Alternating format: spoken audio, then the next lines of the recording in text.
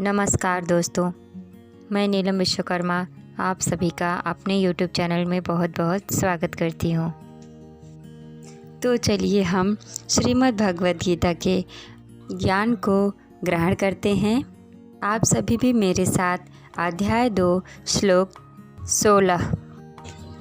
तत्वदर्शी ने यह निष्कर्ष निकाला है कि असत मतलब भौतिक शरीर का तो कोई चिरस्थायित्व नहीं है, किंतु आत्मा अपरिवर्तित रहता है। उन्होंने इन दोनों को प्रकृति के अध्ययन द्वारा यह निष्कर्ष निकाला है। परिवर्तनशील शरीर का कोई अस्तित्व नहीं है। इस श्लोक का तात्पर्य यह है कि परिवर्तनशील शरीर का कोई अस्तित्व नहीं होता है। आधुनिक चिकित्सा वैज्ञानिक ने भी यह आविष्कार किया है कि विभिन्न कोशिकाओं की क्रिया प्रक्रिया द्वारा शरीर प्रतिक्षण बदलता रहता है। इस तरह शरीर में वृद्धि तथा वृद्धावस्था आती रहती है, किंतु शरीर तथा मन में निरंतर परिवर्तन होने पर भी आत्मा अस्थायी रहता है। यही पदार्थ तथा आत्मा का अंतर है। स्वभावतः शरीर नित्य परिवर्तनशील है और आत्मा शाश्वत है। तत्वदर्शियों ने चाहे वे निर्विषेदवादियों को या सगुणवादी इस निष्कर्ष की स्थापना की है।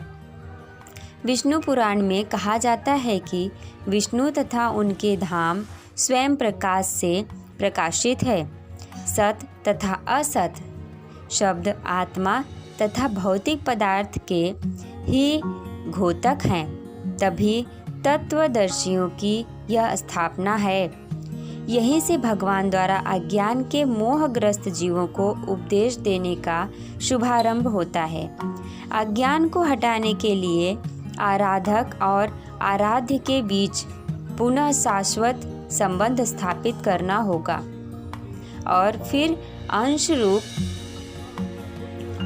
जीवों तथा श्री भगवान के अंतर को समझना होता है। क्योंकि कोई भी व्यक्ति आत्मा के अध्ययन द्वारा परमेश्वर के स्वभाव को समझ सकता है। आत्मा तथा परमात्मा का अंतर अंश तथा पूर्ण के अंतर के रूप में है।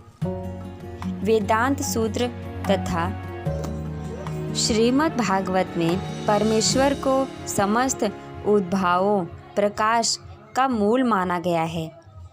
ऐसे उद्भावों का अनुभव परा तथा अपरा प्राकृतिक क्रमों द्वारा किया जाता है। जीव का संबंध परा प्रकृति से है, जैसा कि 7वें अध्याय से स्पष्ट होगा।